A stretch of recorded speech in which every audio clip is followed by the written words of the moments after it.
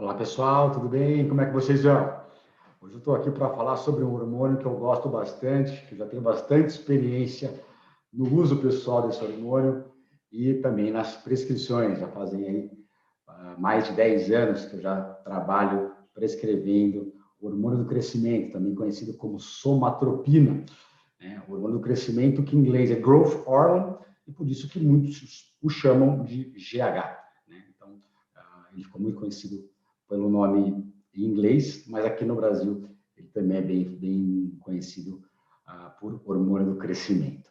E ele é um hormônio muito importante no desenvolvimento do indivíduo, já que ele favorece a mineralização óssea e favorece também o desenvolvimento das extremidades dos ossos longos quando estamos em crescimento. Esse crescimento tende a acabar aí ao fim dos 16 ou até chegando até os 18 anos no máximo, e aí esse GH não vai passar a ter mais nenhum efeito sobre o crescimento do indivíduo. Alguns pensam que podem usar o GH e ainda crescerem de tamanho, e não, e ele realmente não vai fazer crescer, não vai fazer você mais crescer para cima, não, ele vai ter outras funções, e é por isso que ele continua sendo produzido na idade adulta, e até quando ficamos mais velhos a gente tem uma produção diminuída, mas ainda mantém, porque erroneamente, num primeiro momento, apenas achou que ele tivesse funções ligadas ao crescimento,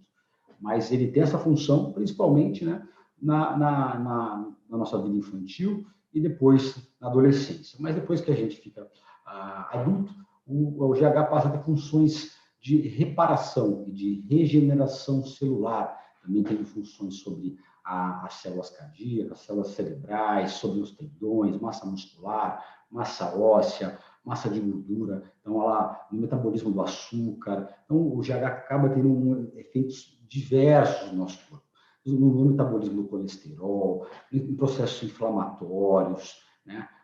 Se viu a correlação também do hormônio do crescimento com a imunidade, vários artigos mostrando isso, um artigo pequeno mostrou a relação aí da imunidade, que essa imunidade poderia até ajudar em casos de Covid complicada, tá? Não estou falando que o GH deve ser usado, tá? Mas tem um estudo que mostrou essa correlação da imunidade mediada por ele e menor complicação de infecção por Covid, tá?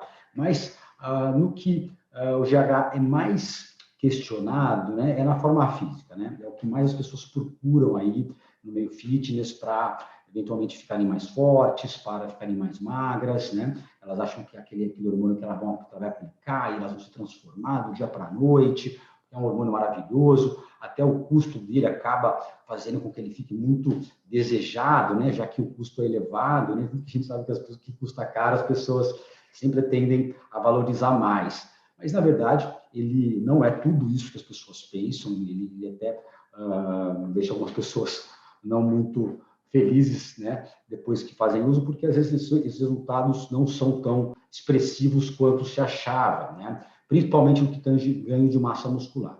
O GH, ele, no quesito composição corporal, para quem já terminou de crescer, a gente vai ver muito mais queima de gordura, e nem sempre também, tá? Algumas pessoas não respondem também, quanto outras, a maioria responde, principalmente quando estão realmente dentro de um programa de melhoras de hábitos alimentares, ou com um programa de exercícios físicos, né?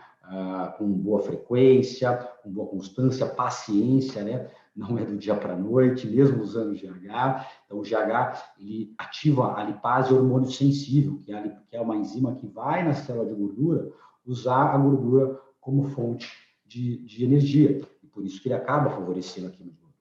E a ação dele acaba sendo ainda mais intensa caso você esteja numa dieta de baixo carboidrato. Afinal, a dieta de baixo carboidrato, ela diminui a produção de insulina, diminui a produção de açúcar, o que também ativa essa lipase hormônio sensível.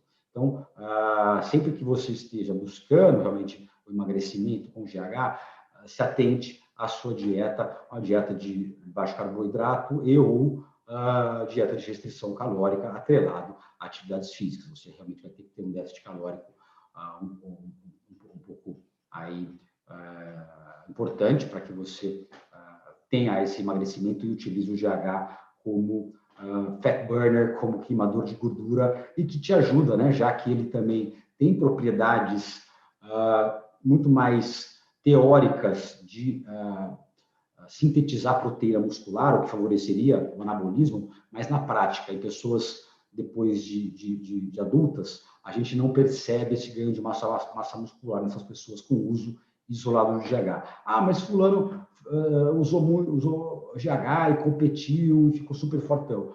Poxa, ele usou outros hormônios, possivelmente, como testosterona, como estanozolol, oxandrolona, masteron, outros hormônios que sabidamente são muito mais anabólicos que eles, e até insulina, que é um hormônio muito anabólico também, e em paralelo se usa o GH na tentativa de queimar gordura de forma paralela. Então, se faz muito isso no meio de competições de fisiculturismo, por exemplo, para tentar que aquele cara, aquele competidor chegue grande e seco, né?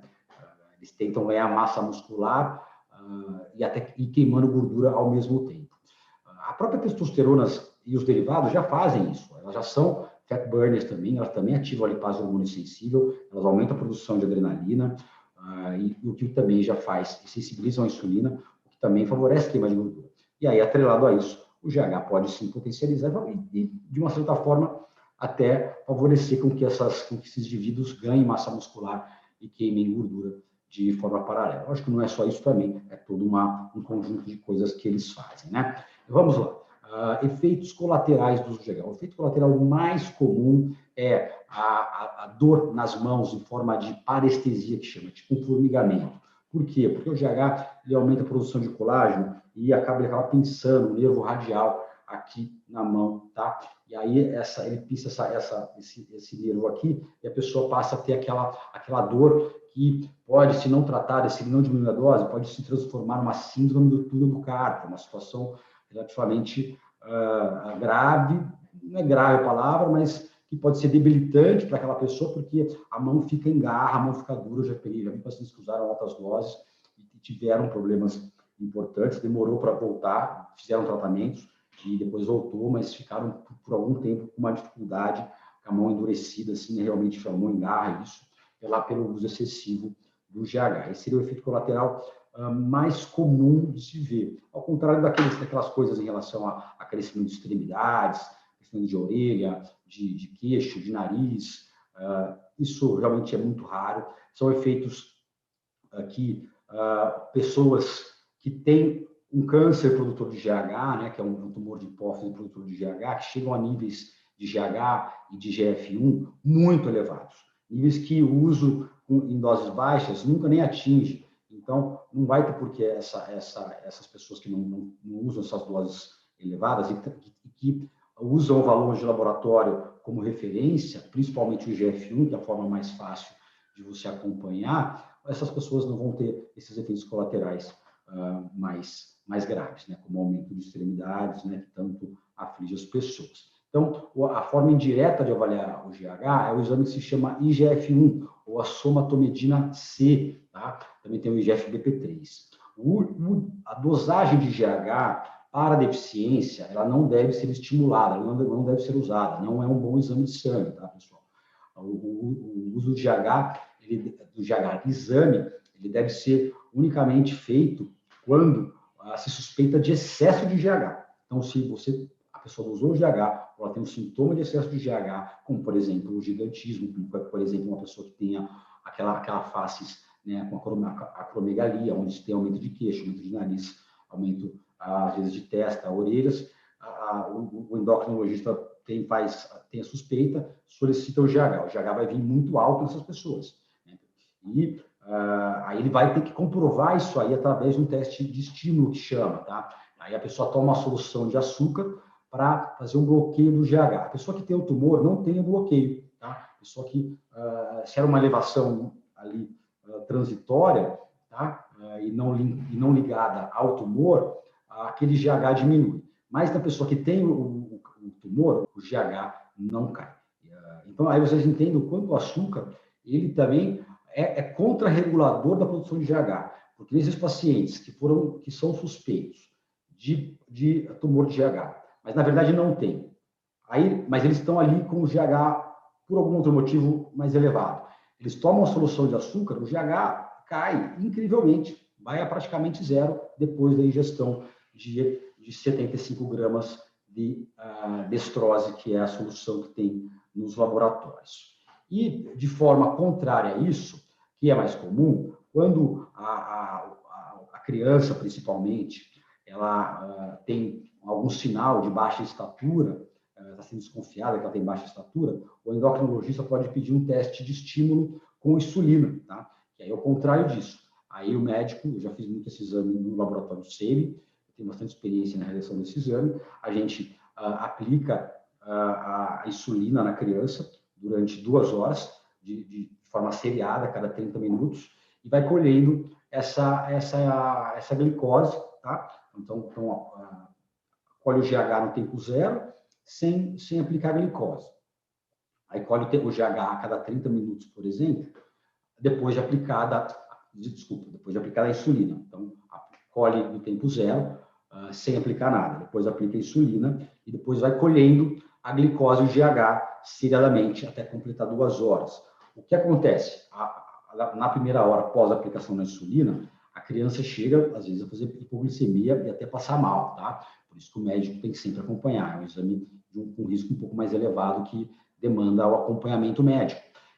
Mas por a criança ter esse risco de fazer hipoglicemia, tá? E a glicemia dessa criança chega muitas vezes a 20, 25, e o exame vai para o laboratório e depois sai o resultado com o nível do GH. Quando a criança não tem deficiência de GH, que é comum também, porque às vezes ela pode ser baixa por outro motivo, e não necessariamente pela falta de GH, a diminuição do açúcar no sangue aumenta até 10 vezes a produção de GH.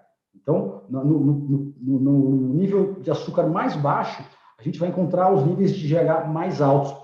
Assim como eu disse lá na outra situação, quando o paciente fez um nível de açúcar muito alto, porque ele tomou a solução com destrose, o nível de GH também caiu. E a gente pode entender um pouco, e aí também trazer isso um pouco para o nosso dia a dia, ver como a alimentação pode também impactar no nosso nível de GH. Então, o jejum intermitente também aumentaria o GH, porque você vai estar com o nível de açúcar um pouco mais baixo.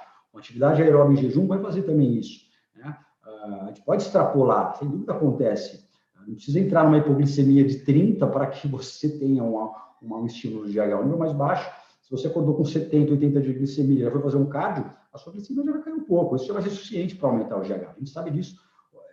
Inclusive, um dos testes para avaliar a reserva de GH no laboratório era o próprio exercício físico. É que não tinha um padrão de exercício para se fazer nos laboratórios. Para quem não sabe, eu sou patologista clínico, né, que é a área de laboratório de análise. Minha família teve por 55 anos um dos laboratórios mais famosos aqui em Campinas, que era o Franco do Amaral, e a gente fazia esse teste de estímulo de GH com exercício físico. E aí a gente colocava as crianças para correr, tinha uma escada ali na área da coleta, e a gente colocava as crianças para correr durante 20 minutos e colhia o GH antes e depois. Se a criança não tivesse GH, ela tivesse deficiência na produção de GH, esse exercício físico não seria suficiente para elevar. E se ela tivesse normal, o exercício físico também aumentaria incrivelmente a produção de GH. Isso para vocês entenderem o quanto que também o exercício físico ele tem uma capacidade muito boa em produzir GH. Afinal, a maioria das pessoas, né, produzem GH normalmente, né? Então, as pessoas que não produzem é a grande minoria, é uma porcentagem realmente muito baixa, que eventualmente tem algum problema que deve ser tratado, tá? Com a reposição de GH.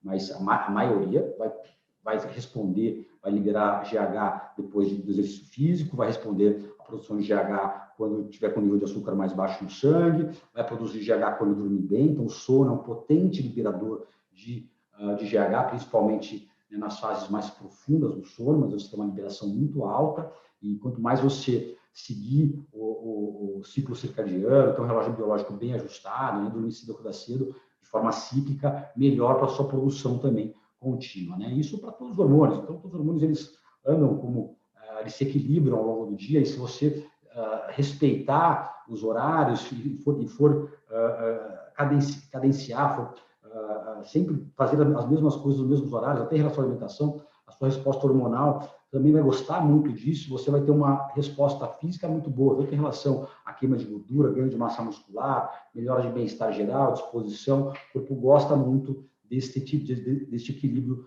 E não é à toa que tanto se fala de você ter uma rotina de vida, que é a rotina muito boa, porque ela realmente te ajuda em vários pontos. Quem que não pode usar GH? Né? Essa é uma pergunta bem comum. Pacientes com câncer em atividade não devem usar GH. Pacientes com retinopatia diabética, tá? Pacientes com insuficiência cardíaca também não devem fazer uso, ou também com síndrome do túnel do carpo. Essas são as contraindicações mais absolutas do uso do GH, tá? E idealmente que se tenha feito um teste de estímulo com insulina e que aquele teste de estímulo tenha mostrado que a pessoa tem deficiência de GH. Né? E aí essa seria uma indicação mais precisa. Mas hoje muitos endócrinos que utilizam que utilizam GH para crescimento não usam mais essa curva, mesmo que a curva esteja normal, só da criança estar mais baixa do que deveria, eles já indicam GH. Ou seja, eles estão fazendo modulação hormonal. Muitos do que eles criticavam os médicos faziam modulação hormonal, né? Porque a modulação hormonal ela não fazia também o teste de estímulo e para diagnosticar a deficiência, né? E prescreviam GH unicamente no GF1 e em sinais clínicos. Então, isso para emagrecimento, isso para outros fins, que seja do GH. E nas crianças hoje, que hoje está uma febre de uso, né?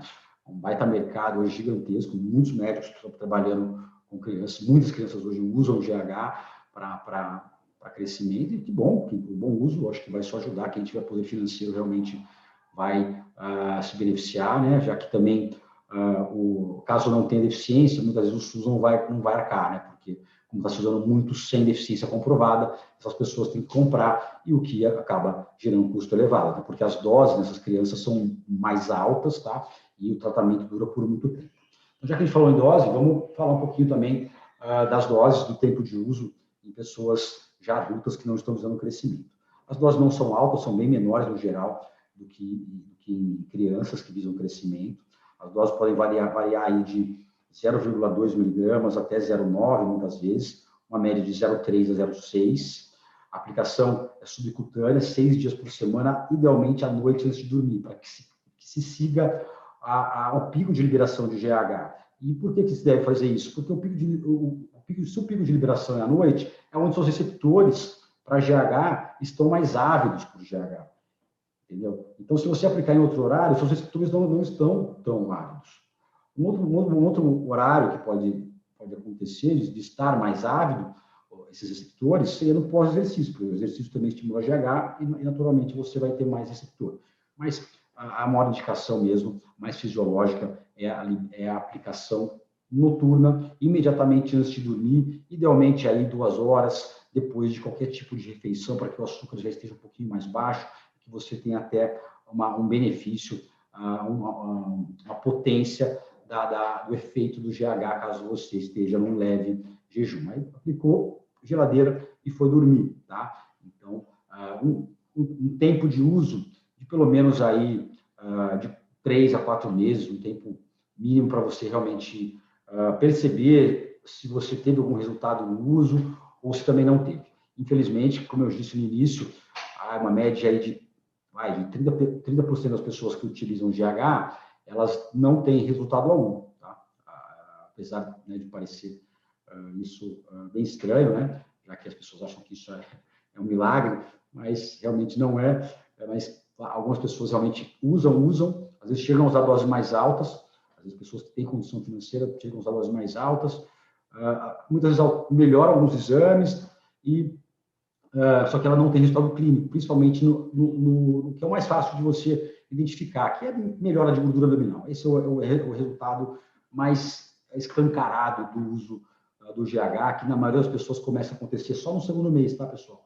Só no segundo mês que o GH eventualmente começa a surtir efeito. Quando eu comecei a usar GH lá pelos 26 anos, 25 anos, quando eu já era médico, eu tinha um efeito muito rápido, emagrecia demais, acho que o meu metabolismo da época já era muito acelerado, né, até pela própria idade, eu fazia muitos exercícios, e eu usava ele de forma isolada e acabava emagrecendo muito. Até cheguei a não gostar muito de GH por muito tempo, porque eu tinha esse efeito que eu não tinha bioimpedância na época, mas eu acho que por ver foto, acho que eu perdia até massa muscular, porque eu ficava muito magro, meu rosto afilava, então, né, e perder volume facial tem muito a ver também com perda de massa muscular. Por incrível que pareça, isso não é comum, eu não vejo acontecer muito isso com meus pacientes, tá? Não sei se porque eles usam os hormônios, estão, logicamente, fazendo uma boa alimentação, treinos mais individualizados, né? Ali, quando eu tinha 26 anos, era muito tempo atrás, a gente fazia aqueles treinos de qualquer jeito, né? Comer a granola com iogurte zero e para ir para o treino, fazer um pão integral com peito de peru de pós-treino, né? Então, o treino não tinha nada dessas coisas, as pessoas se ajudavam, né? O cara ficava lá atrás de mim com os meus amigos lá no supino, o cara treinava mais braço do que eu na hora do supino ali, um ajudando o outro. Então, realmente era uma fase que a gente tinha aí uns vieses aí que não ajudavam o uso de hormônios, né? Agora, pô, treino, todo mundo vai treinando de forma muito eficiente, né? Cadência, com uma baita ergonomia nos aparelhos, né? Com muitos treinadores pessoais, alimentação cada vez mais, né? De mais fácil acesso para as pessoas, com mais conhecimento, né? As pessoas buscando muito mais, logicamente potencializou muito, né? O uso desses hormônios, né? Então, se tinha ali um uso, mas tudo errado nos outros quesitos. Com certeza, o efeito ia ser bem menor, como pode ter acontecido comigo, e agora a gente vê um efeito diferente. Então, pessoal, em relação aos benefícios do uso do GH, que é uma coisa que o pessoal pergunta muito, no primeiro momento, realmente é diminuição de gordura abdominal e gordura visceral. Seria o principal motivo que levam as pessoas a quererem usar o GH. E depois aí você pode ter melhora de tolerância ao exercício, melhora do perfil de colesterol, sensação de bem-estar, melhora do sono, né? Melhor fração de ejeção. Se viu que o GH em níveis fisiológicos pode melhorar a fração de ejeção cardíaca e até melhorar a sua tolerância ao exercício por conta disso. Não é à toa que ele é doping, né?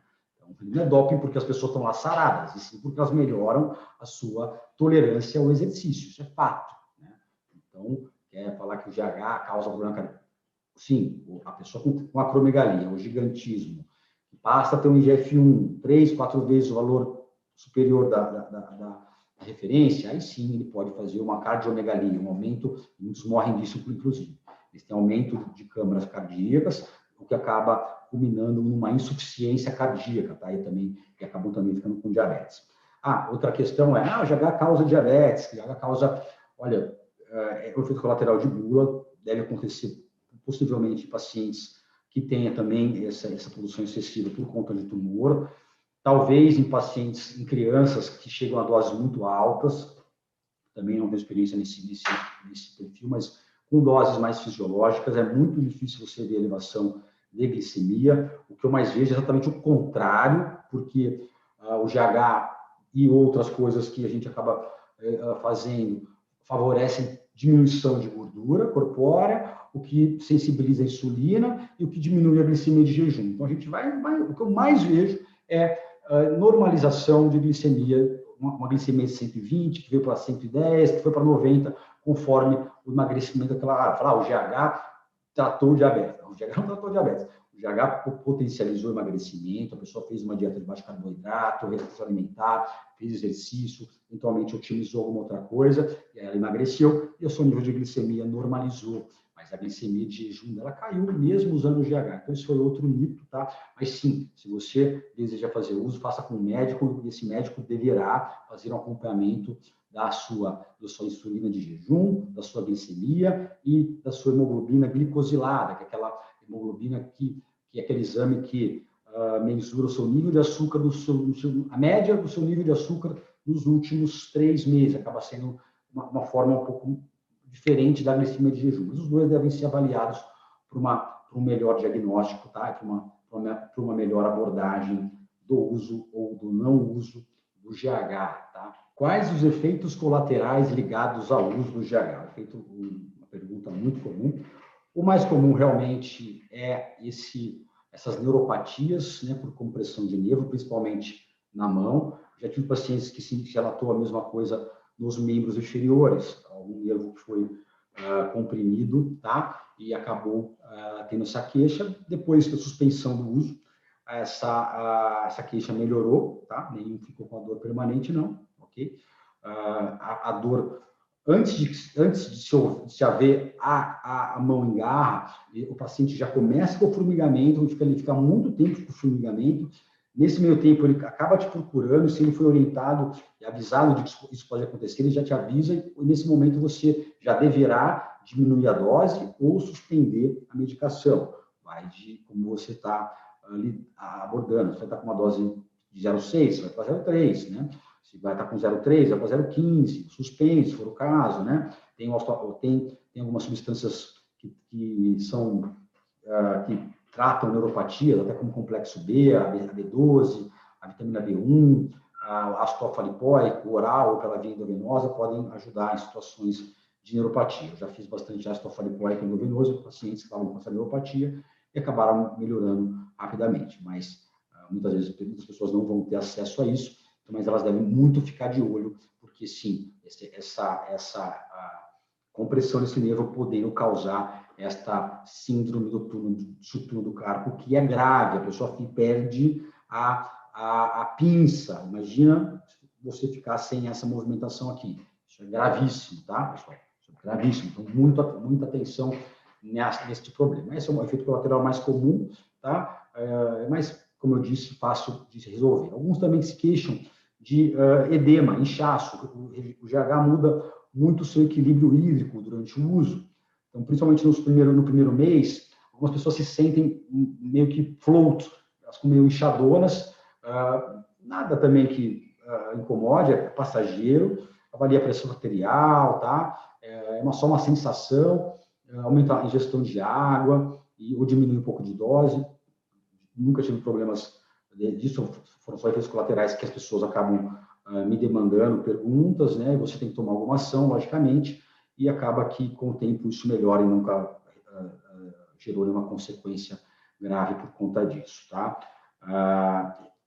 O diabetes, caso, né, realmente a pessoa use o GH, ela não emagreça e fique comendo um monte de açúcar junto, um monte de carboidrato, aí, sem dúvida, você pode piorar o diabetes, caso a pessoa tenha. Então, sempre que a pessoa vai usar GH, ela sempre tem que estar sendo muito bem orientada em relação a isso e fazer uma dieta com baixo carboidrato ou restrição alimentar, porque senão realmente você vai poder aumentar a chance de aumentar aquela glicemia de jejum, a insulina também, aumentando a resistência à insulina, tá? Dessa pessoa causando um diabetes ligado ao uso de GH, que não é nada bem-vindo.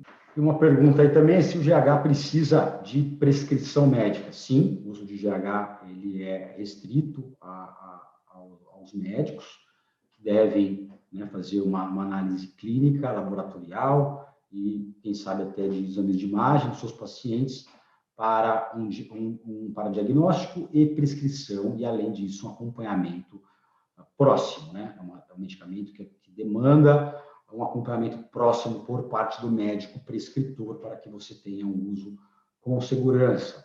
Realmente podem acontecer coisas que a gente vai ter que agir rapidamente, tá? Mas se isso acontecer, a chance de problemas é muito baixa, tá bom? Não existe GH na forma sublingual, na forma oral, todas o que você vê por aí em lojas de suplementação, na internet vendendo aí GHs aí em cápsulas, isso realmente não tem efeito algum.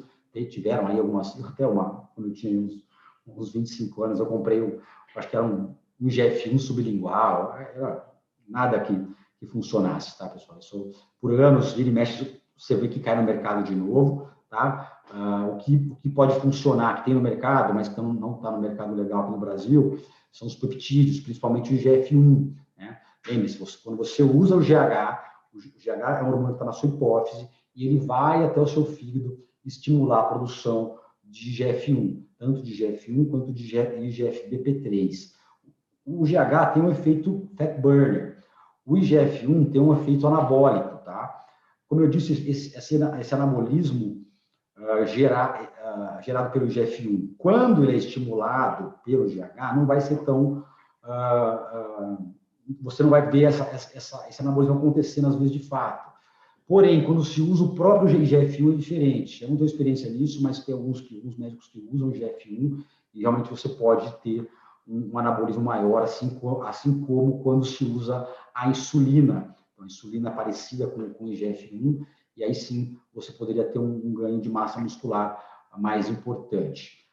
Eu, particularmente, não vejo, né, indicação, necessidade de uso de IGF-1, pelo menos até o momento, e acabo gostando muito mais do uso do GH. Tá bom? Pessoal, espero aí que vocês tenham gostado desse vídeo. Me sigam no canal aí, que sempre tem vídeos aí, vários vídeos bacanas.